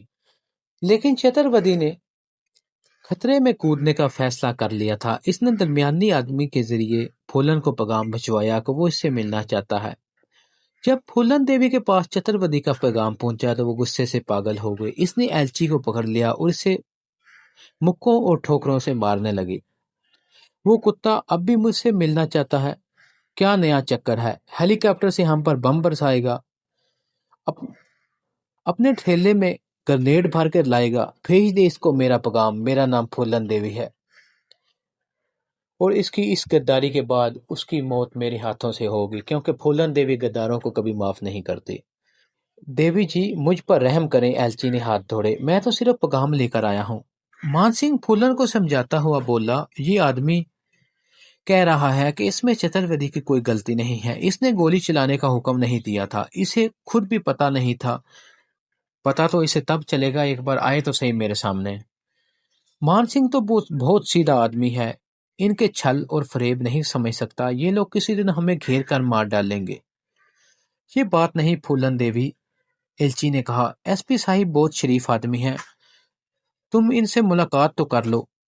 پھولن دیوی نے آنکھیں گھما کر سوچا، پھر اچانک ملاقات پر راضی ہو گئی۔ ٹھیک ہے، اپنے صاحب کو جا کر بول دو کہ پھولن دیوی ملاقات کے لیے تیار ہے، وہ ہمارے آدمی کا انتظار کرے۔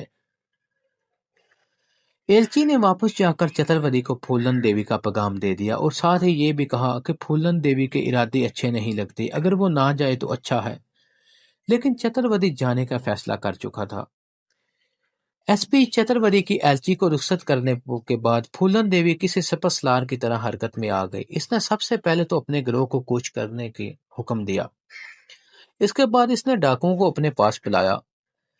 मैं अपने अगले ठिकाने के बारे में इन्हें समझाया। फिर पहले डाकू से कहा, तू फौरन ग्वालियर के लिए रवाना हो जा। वहां मुस्लिम को मेरा नमस्कार करना और जब तक वो अच्छा ना हो जाए उसके पास रहना, और इसे कहना कि फूलन तेरे जख्मी होने की खबर सुनकर अफसुरता है, और जब वो अच्छा हो जाएगा तो इसे साथ लेकर मेरे पास आ जाना। इसे ये भी कह देना कि अब हथियार ना डाले। वो मान सिंह की तरफ मुड़ी। मान सिंह इसे कुछ खर्चा दे दे।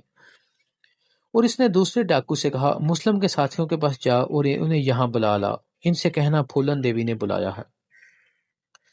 इन दोनों को रुखसत करने के बाद इसने जीवन को बुलाया और कहा, जीवन तू फौरन भिंड चला जा और चतुर्वेदी को हमारे पास ले आ।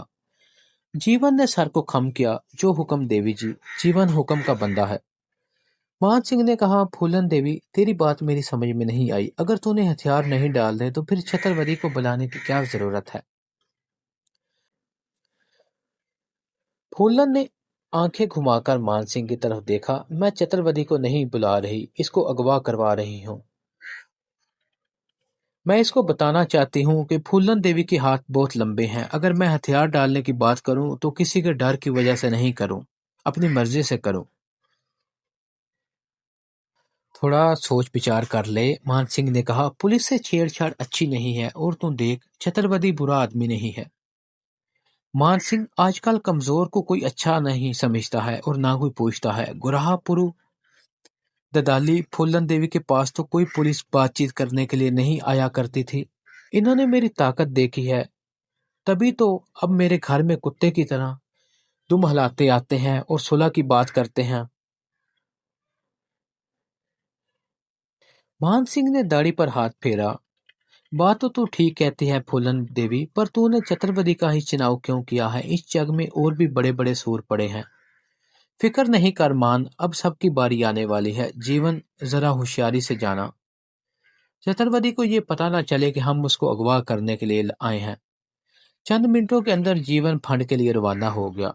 इसके ग्रोह के दीगर आदमियों ने सामान बांधा और अपनी मंजिल की तरफ रवाना हो गए। इनका रुख उत्तर प्रदेश की सरहद की तरफ था। 2 रोज बाद इन्होंने दरिया से कुछ दूर जंगल में डेरा डाल दिया। इधर फंड में जीवन दिन भर एसपी चतुर्वेदी का इंतजार करता रहा, लेकिन चतुर्वेदी नजर नहीं आया। शाम के वक्त इसने एक सिपाही को रोककर चतुर्वेदी के बारे में पूछा। एसपी साहब तो आज अपने कमरे में नजर नहीं आए। सिपाही ने जवाब दिया, शायद छुट्टी पर हो। तुम्हें उनसे क्या काम है। भाई मैं तो गरीब आदमी हूँ, जीवन ने आज जाना लेजे में कहा। मुझे एसपी साहब से क्या काम हो सकता है। मैं अपनी मालकन का पैगाम लेकर आया हूँ। सिपाही ने आंखें फुलाई। तेरी मालकन कौन है। इसके सवाल को नजरअंदाज करता हुआ बोला, क्या एसपी साहब छुट्टी पर है। मैं क्या जानूं, मैं एसपी का पीए नहीं हूँ। जीवन ने जेब से 5 रुपए का नोट निकालकर सिपाही की मुट्ठी में दबाया और बोला, एक काम कर दे, मेरा एसपी साहब के घर का पता मालूम करके ला दे। मैं परदेसी हूँ, मुझे आज ही वापस जाना है, बहुत दूर से आया हूँ। सिपाही ने पहले मुट्ठी में दिए हुए नोट की झलक देखी, फिर शक अमेज नजरों से जीवन की तरफ देखा और पूछा, अच्छा मालूम करता हूँ, शायद तुम्हारा काम बन जाए। वो जीवन को इंतजार करने का कहकर अंदर चला गया। थोड़ी देर बाद जब वो वापस आया तो इसके साथ एक और अफीसर भी था। वो डीएसपी की वर्दी में था। जीवन ने पहले तो वहां से टल जाने का फैसला किया, लेकिन फिर इसने इरादा बदल लिया। डीएसपी ने करीब आकर सर से पैर तक इसका जायजा लिया, फिर बोला, कौन हो तुम और किससे मिलना चाहते हो। सेवक को जीवन दास कहते हैं। मैं एसपी चतुर्वेदी से मिलना चाहता हूँ। किसने भेजा है तुम्हें। महाराज, मैं कोई चोर डाकू नहीं हूँ, जीवन ने सख्त लहजे में कहा। मैंने इस बेवकूफ से साहब के घर का पता पूछा था, ये अब आपको बुला लाया। अच्छा जी, मैं चलता हूँ। डीएसपी इसे रोकता हुआ बोला, मियाँ बड़े तेज मालूम होते हो, बात तो सुनो। एसपी साहब का यहाँ से तबादला हो गया है, इनके सारे काम आजकल मैं कर रहा हूँ। क्या मामला है मुझे बताओ। ये झूठ था, चतुर्वेदी का तबादला नहीं हुआ था, चंद रोज के लिए ग्वालियर गया हुआ था। یہ ڈی ایس پی ان پولیس افسروں میں تھا جو چتروردی سے رقابت رکھتے تھے اور اس کے کام میں رکاوٹ ڈالنا چاہتے تھے۔ سپاہی نے جب اسے بتایا تھا کہ ایک شخص ایس پی کا نام اپنی مالکن کا پیغام لے کر آیا ہے تو اس کا دھیان فوراً پھولن دیوی کی طرف کیا تھا، کیونکہ یہ بات سب بھی جانتے تھے کہ چتروردی پھولن دیوی سے مذاکرات کر رہا تھا۔ جیون پریشانی میں پڑ گیا۔ اس نے سوچا اگر چتروردی کا تبادلہ ہو گیا ہے تو پھر اسے ناکام واپس جانا پڑے گا، لیکن پھر اسے خیال آیا کہ اگر مقصد تو ایک پولیس افسر کو اغوا کرنا ہے جو چتروردی نہیں تو وریندر سنگھ ہی صحیح۔ اس کی عمر 45 اور 50 کے درمیان تھی، بال سفیدی مائل اور ہاتھ پیر زیادہ مضبوط دکھائی دیتے تھے، یعنی دو بدو مقابلے کی صورت میں جیون اسی آسانی کے ساتھ زرے کر سکتا تھا۔ مجھ پر یقین کرو جیون داس، وریندر سنگھ نے کہا، میں ایس پی صاحب سے زیادہ بہتر طریقے پر تمہاری مالکن کی مدد کر سکتا ہوں۔ پھر وہ رازدارانہ لہجے میں بولا، کیا تمہیں پھولن دیوی نے بھیجا ہے؟ جیون نے سپاہی سے نظریں بجا کر کہا، ڈی ایس پی کو آنکھ ماری اور کہا، مہاراج میں کسی پھولن دیوی کو نہیں جانتا، میری مالکن کا نام شکنتلا دیوی ہے، لیکن بات ذرا پردے کی ہے۔ وریندر سنگھ نے سپاہی کو رخصت کر دیا اور جیون کی طرف بڑھا، اب کھل کر بات کرو۔ بات تو آپ سمجھ ہی چکے ہیں، جیون نے کہا، اگر آپ ایس پی چتروردی کی جگہ پر کام کر رہے ہیں تو پھر آپ کو سب کچھ معلوم ہوگا۔ میں انہیں لینے کے لیے آیا تھا۔ پھولن دیوی سے ملاقات کے لیے؟ ڈی ایس پی نے پوچھا۔ پھولن سے ملاقات کے تصور سے ہی اس کی آنکھیں چمکنے لگی۔ جیون نے اس بات میں سر ہلایا، ایس پی صاحب نے پھولن سے ملاقات کا وعدہ کیا تھا، پر اگر ان کا تبادلہ ہو گیا ہے تو پھر ساری بات آپ ہی ختم کریں گے۔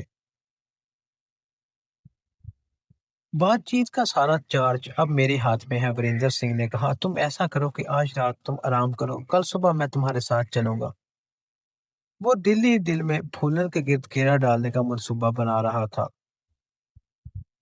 بلکہ تصور میں پھولن کو پولیس کے گھیرے میں ہتھیار ڈالتے دیکھ رہا تھا۔ جیون نے ہلکی سی مسکراہٹ کے ساتھ کہا، تو پھر آپ کے ساتھ بات چیت نہیں ہو سکتی؟ کیوں بات چیت کیوں نہیں ہو سکتی؟ اگر پھولن دیوی سے آپ بات کرنا چاہتے ہیں تو ابھی میرے ساتھ چلنا ہوگا۔ اچھا؟ وریندر سنگھ نے تند نظروں سے جیون کی طرف دیکھا، تو بڑی سخت شرط رکھ رہا ہے۔ پھولن دیوی کا یہی حکم ہے۔ ڈی ایس پی وریندر سنگھ نے سوچا کہ اسے اپنے کسی افسر کی صورتحال سے آگاہ کر کے روانہ ہو جانا چاہیے، ایسا موقع دوبارہ نہیں مل سکتا تھا۔ اس نے کہا، تم یہی انتظار کرو، میں اپنے دفتر سے ہو کر آتا ہوں۔ جیون نے نفی میں سر ہلایا، ڈی ایس پی صاحب، پھولن دیوی کی شرطیں بہت سخت ہیں، اگر آپ میرے ساتھ جانا چاہتے ہیں تو آپ کو ان شرطوں کی پابندی کرنی پڑے گی۔ آپ نہ تو میری نظروں سے اوجھل ہو سکتے ہیں، نہ کسی کو کوئی اشارہ کر سکتے ہیں، نہ ہی کسی سے بات کر سکتے ہیں۔ آپ کو اسی حالت میں میرے ساتھ روانہ ہونا ہوگا۔ ڈی ایس پی نے غصے سے کہا، میں تمہیں گرفتار بھی کر سکتا ہوں۔ جیون نے بے خوفی کے ساتھ دونوں ہاتھ آگے کر دیے، بولا، بڑی خوشی سے گرفتار کر لیں، لگا لیں ہتھ کڑی، لیکن یہ بات یاد رکھیں کہ پھولن کو صبح ہونے سے پہلے میرے گرفتاری کی خبر ہو جائے گی۔ اس کے علاوہ اس کے دو ساتھی دو مختلف جگہوں سے ہماری طرف دیکھ رہے ہیں اور فوراً میری گرفتاری کی خبر آگے پہنچا دیں گے۔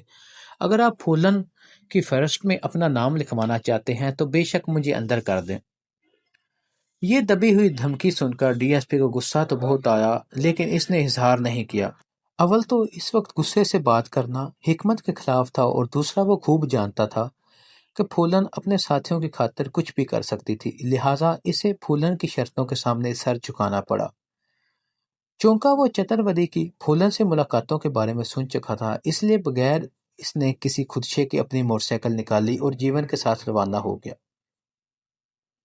پہلے دونوں تہنگور نامی گاؤں پہنچے، وہاں سے جیون نے پھولن کی اگلی منظر کے بارے میں معلومات حاصل کی اور دونوں آگے روانہ ہو گئے۔ جب وہ پھولن کے ڈیرے کے قریب پہنچے تو افق پر صبح کا اجالا پھیلنا شروع ہو گیا تھا۔ رات بھر سفر کرنے کی وجہ سے ڈی ایس پی وریندر سنگھ کی حالت خاصی خراب ہو رہی تھی، آنکھوں میں نیند کے آثار تھے اور چہرہ گرد سے اٹا ہوا تھا۔ ان کے ڈیرے پر پہنچنے سے پہلے ہی ٹہلوں پر پہرا دینے والے ڈاکوؤں نے جانوروں کی آوازوں میں سگنل دے کر پھولن دیوی کو ان کی آمد سے آگاہ کر دیا تھا۔ پھولن نے اپنی آٹومیٹک رائفل اٹھائی اور مان سنگھ کے ساتھ 50 قدم آگے پہنچ کر آنے والوں کا استقبال کیا۔ جب اس نے چتروتی کی بجائے وریندر سنگھ کو دیکھا تو تیزی سے رائفل سیدھی کی اور فائر کر دیا، لیکن عین وقت پر مان سنگھ نے رائفل کی نال اونچی کر دی۔ گولی وریندر سنگھ کے سر کے اوپر سے گزر گئی۔ اس نے تیزی سے اپنے ہولسٹر پر ہاتھ مارا، مگر جیون نے اسے موقع ہی نہیں دیا اور اس کا ریوالور ایک جھٹکے سے باہر کھینچ لیا۔ دھیرج پھولن دیوی، دھیرج، مان سنگھ نے کہا، اتنی جلدی مت کر، حال حوال تو پوچھ لینے دے، بندہ ہمارے ہاتھ میں ہے، جب چاہے ٹھنڈا کر دینا۔ پھولن نے غصے سے کہا، جیون، یہ تو کس کو پکڑ کر لایا ہے؟ میں تجھے چتروتی کو لانے کے لیے میں نے بھیجا تھا۔ سفر کی مصیبتوں سے تھکا ہوا وریندر سنگھ خوفزدہ نظروں سے پھولن کی طرف دیکھ رہا تھا۔ اس نے اس کی دہشت کے قصے سنے ہوئے تھے اور اس نے پہلے ہی منٹ میں ان کی تصدیق بھی دیکھ رہی تھی۔ پھولن دیوی، میں ڈی ایس پی وریندر سنگھ ہوں۔ پھولن نے تیزی سے کہا، میں ڈاکوؤں کی ملکہ ایس پی پھولن دیوی ہوں۔ تو نے مجھے سلیوٹ کیوں نہیں مارا ابھی تک؟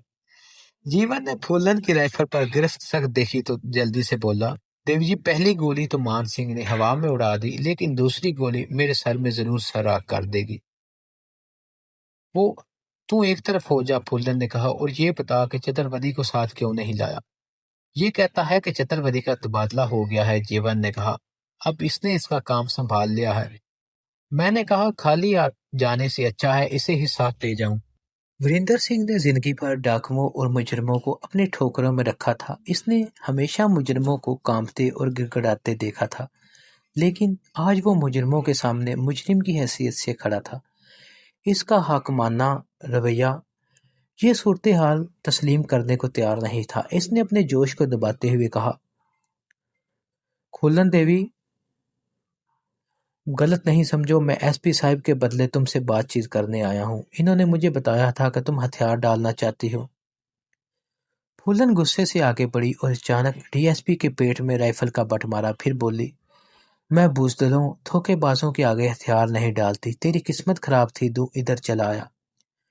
وریندر سنگھ درد کی شدت سے دوہرا ہو گیا۔ یہ ذلت امیز سلوک اس کی برداشت سے باہر تھا۔ وہ صرف مدد کرنا، تشدد کرنا جانتا تھا، تشدد برداشت کرنا اس کے بس کی بات نہیں تھی۔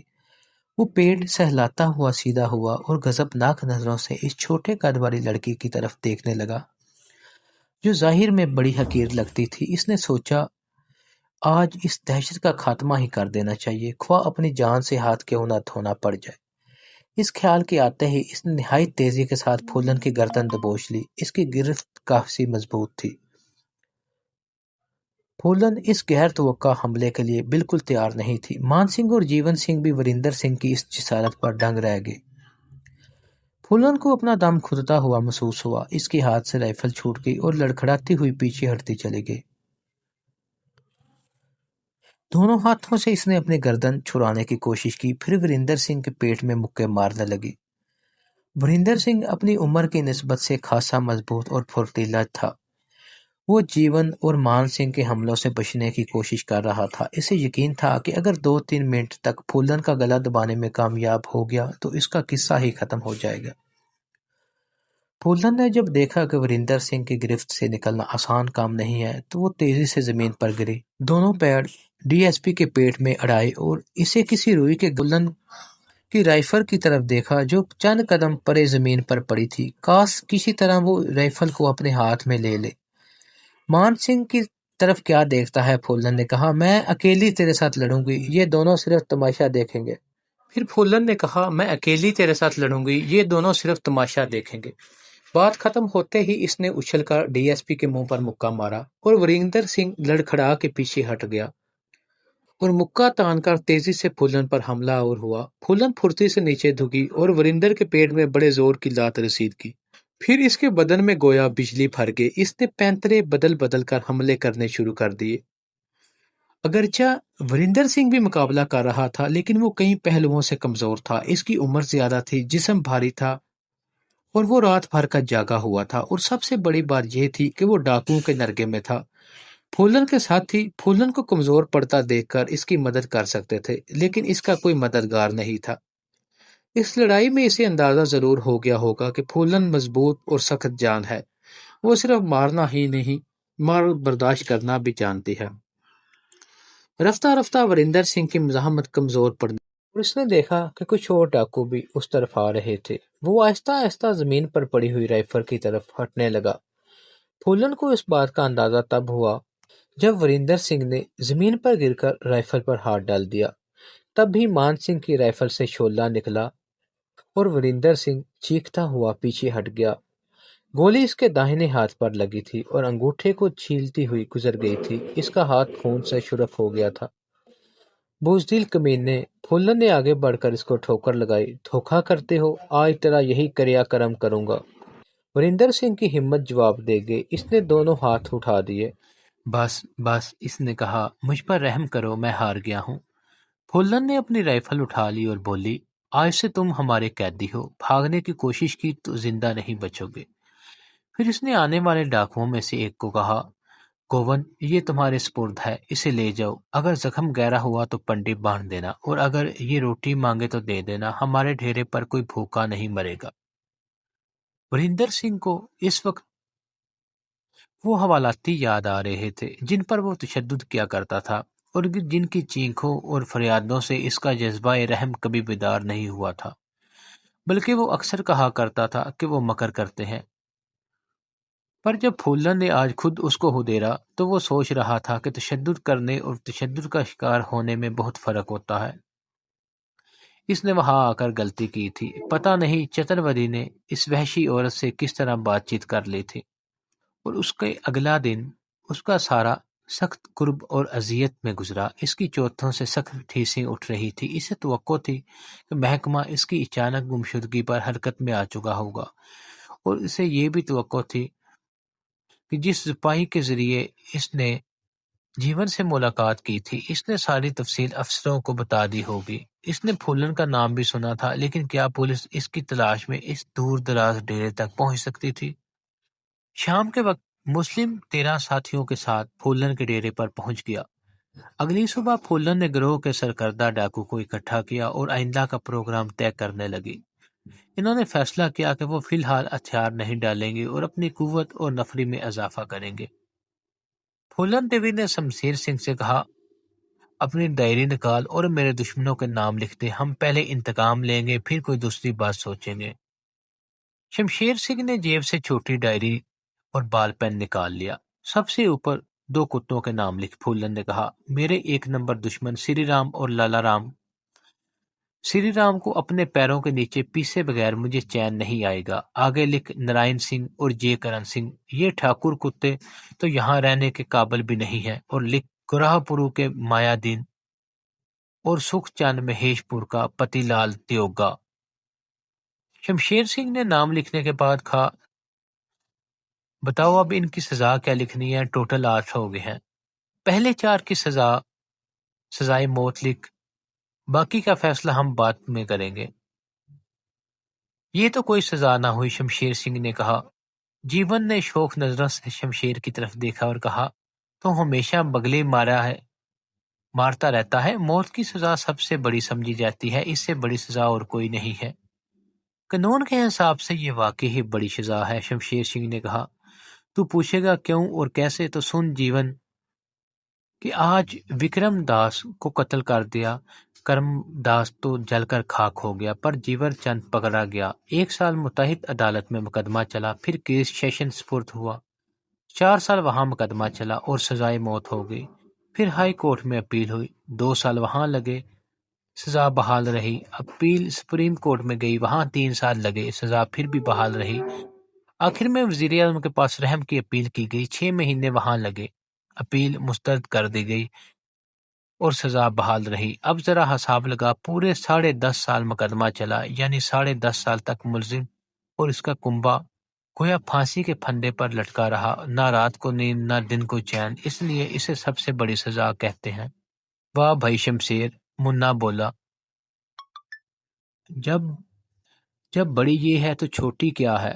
میرے منّے، ابھی تو چھوٹا ہے، ان باتوں کو نہیں سمجھ سکتا۔ دیکھ میں تمہیں سمجھاتا ہوں، فرض کر گوپی لال تیرا جانی دشمن ہے اور تو اس کا جانی دشمن ہے۔ تو یہاں چھپ کے بیٹھا ہے، گوپی لال ادھر ادھر سے جا رہا ہے، تو اس کا نشانہ لے کر فائر کرتا ہے، گولی اس کی کھوپڑی میں لگتی ہے، وہ گھوڑے سے گرتا ہے اور گرتے ہی نرک میں چلا جاتا ہے۔ نہ کوئی غم، نہ کوئی خوف، اور نہ ہی 10 سال کی جان کا عذاب۔ ایمان سے ایسی موت پر مجھے رشک آتا ہے۔ پھولن بڑے غور سے اس کی بات سن رہی تھی۔ شمشیر سنگھ، تو ٹھیک کہہ رہا ہے، اگر دشمن چلتے پھرتے مر جائے تو کچھ مزے کی بات نہیں ہے۔ دیکھا، پھولن دیوی میری بات سمجھ گئی، شمشیر سنگھ نے خوش ہو کر کہا۔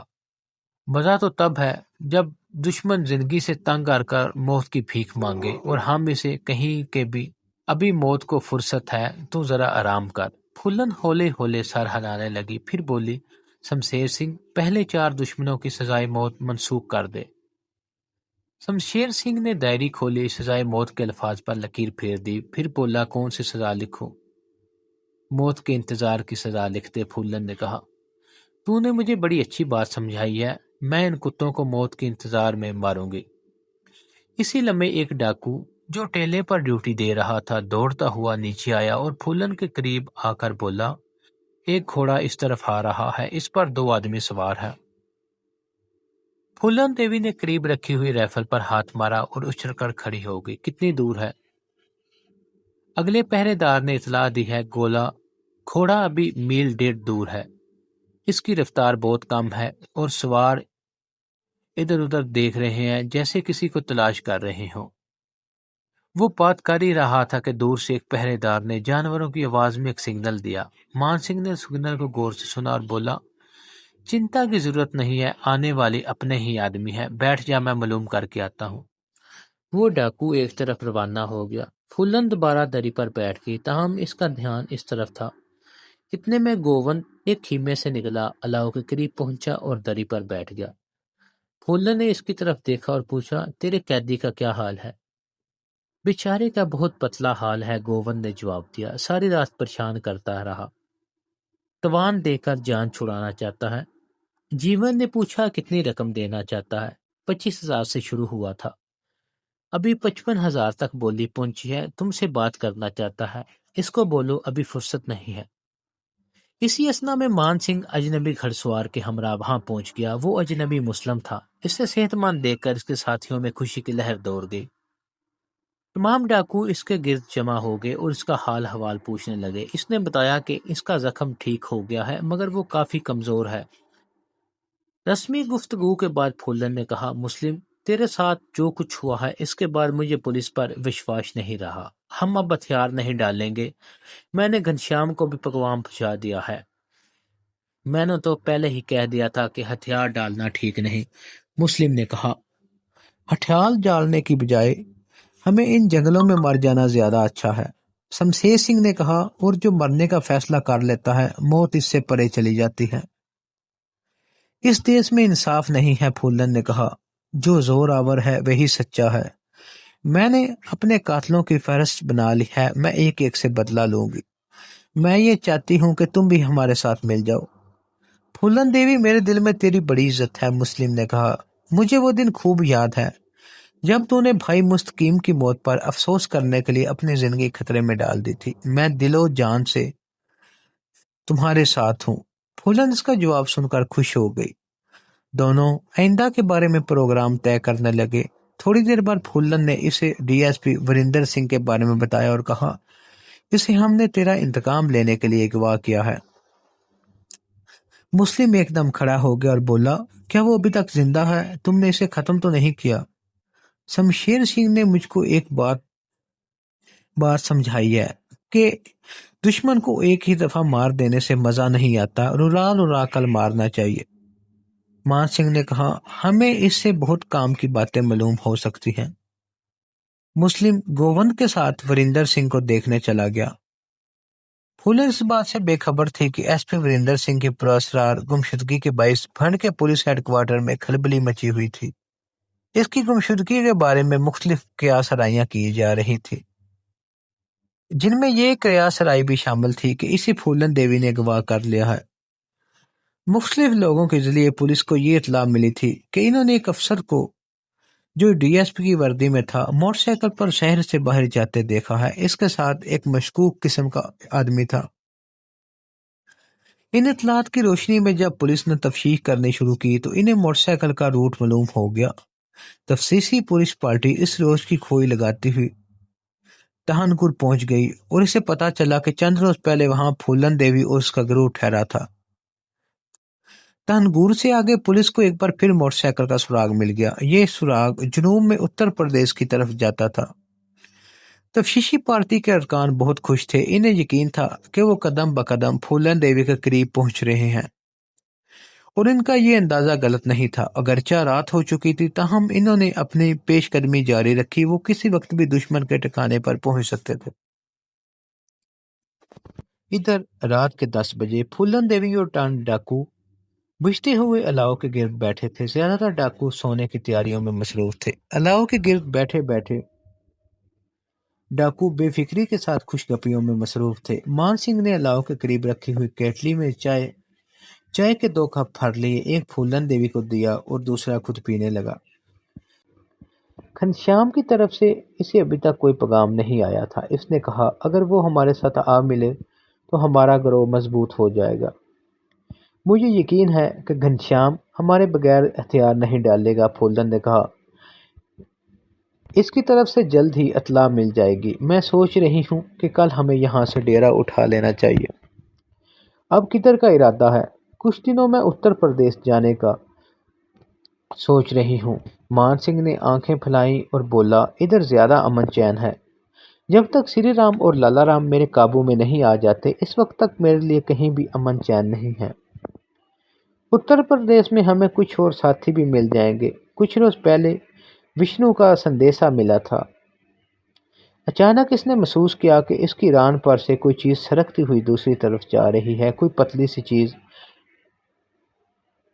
अलाव की आग तकरीबन बुझ चुकी थी और आसपास अच्छी खासी तरीकी थी। फूला ने दाएं तरफ बैठते हुए जीवन दास और शमशेर सिंह की तरफ देखा। वो भी समझे कि इनमें से किसी ने मजाक में इस पर रस्सी फेंकी थी और उसे डराने की कोशिश कर रहे थे, इसलिए रस्सी को अपनी तरफ खींच रहे थे। लेकिन फौरन ही इन्हें एहसास हुआ कि इसकी रान पर सरकने वाली चीज रस्सी नहीं, सांप है। इसने तेजी से सांप को दुम से पकड़ा और घुमाकर दूर फेंक दिया। आसपास बैठे हुए डाकू तेजी से उठकर सांप के पीछे भागे, लेकिन वो तरीकी में गायब हो चुका था। सब खैर है? मान सिंह ने पूछा। सांप ने काटा तो नहीं? जीवन टार्च निकालकर आसपास देखने लगा, कहीं सांप का जोड़ा ना हो। फूलन के चेहरे पर फिक्रमंदी के आसार नजर आने लगे। वो अलाव की बुझती हुई आग को घूरती हुई बोली, सब खैर नहीं है। सांप का हमारे बीच में घुस जाना बुरा शुगुन है। फूलन देवी वहम न कर, जीवन ने कहा। भगवान की कृपा से सब खैर है। यहाँ इस वक्त कौन आएगा? और मान सिंह ने कहा, अगर कोई आ भी गया तो जाएगा कहाँ? लेकिन फूलन मुतमिन नहीं थी। कोई नादीदा कुव्वत इसे खबरदार कर रही थी कि करीब ही कोई खतरा मौजूद था। अचानक कोई मुसीबत नाज़िल होने वाली थी। ऐसा पहले भी कई मरतबा हो चुका था। इससे कबल अज़ वक्त खतरे का एहसास हो जाता था। इस खूबी को वो दुर्गा देवी की तरफ मंसूब करती थी। इसका कहना था कि दुर्गा देवी इसे कबल अज़ वक्त खतरे से आगाह कर देती थी। हालांकि हकीकत ये थी कि मुसलसल खतरात में रहने की वजह से इसकी छठी हिस्स गैर मामूली तौर पर तरक्की कर गई थी और इसका जहन बहुत पहले खतरे की लहरें वसूल कर लेता था। यही वजह थी वो हर दफ़ा पुलिस के हाथों से बच निकलती थी। इसका खुदशा बेबुनियाद नहीं था। भिंड से जो police party DSP Varinder Singh की तलाश में रवाना हुई थी, फूलन देवी के डेरे से चंद मील दूर रह गई थी। बाद जगहों पर इन्हें मोटरसाइकिलों के टायरों के निशानात दिखाई दिए थे, जिसकी वजह से वो सही सिमत में पेशकदमी कर रहे थे। फूलन देवी ने फौरी तौर पर डेरा खाली कर देने का फैसला किया। इसने मुस्लिम को जुगाया और अपने किस्से से आगाह किया। मुस्लिम ने एक डाकू से वक्त पूछा और हैरत से फूलन को घूरने लगा। क्या तुम्हें किसी मुखबर ने खतरे की इतला दी है? इसने पूछा। हाँ, मुझे दुर्गा माई की तरफ से इशारा मिला है, फूलन ने कहा। वो मुझे हर खतरे की खबर पहले दे देती है। मुस्लिम दुर्गा माई पर यकीन नहीं रखता था, ताहम इसने अकीदे के बात पर तबसरा करने से गुरेज किया और पूछा, किस तरह का इशारा मिला है? मान सिंह ने इसे सांप वाला किस्सा बता दिया। मुस्लिम सोच में पड़ गया। हर डाकू की तरह वो भी ऐसी बातों से शगुन ज़रूर लेता था। वो खुद कलामी के अंदाज में बोला, सांप किसी को नुकसान पहुंचाए बगैर निकल गया है, यानी नुकसान का अंदेशा नहीं है।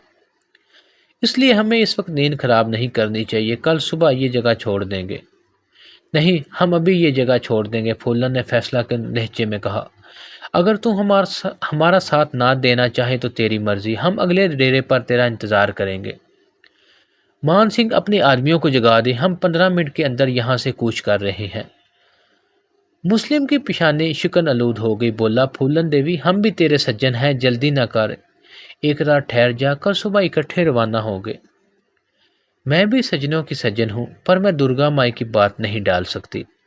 مسلم کو غصہ آ گیا، اس نے کچھ کہنے کے بجائے منہ دوسری طرف پھیر لیا۔ پھولن اپنے آدمیوں سمیت چند منٹوں کے اندر وہاں سے رخصت ہو گئی۔ 1.5-2 میل جانے کے بعد انہیں کچھ فاصلے پر حرکت کرتی ہوئی روشنیاں دکھائی دی۔ یہ وہی پولیس پارٹی تھی جس کا پہلے ذکر کیا جا چکا ہے۔ پھولن کے گروہ کا رخ اسی طرف تھا جس طرف سے پولیس پارٹی آ رہی تھی۔ پھولن نے اپنے آدمیوں کو ٹہلوں پر چھپا دیا اور انہیں ہدایت کی کہ کوئی شخص فائر نہ کرے۔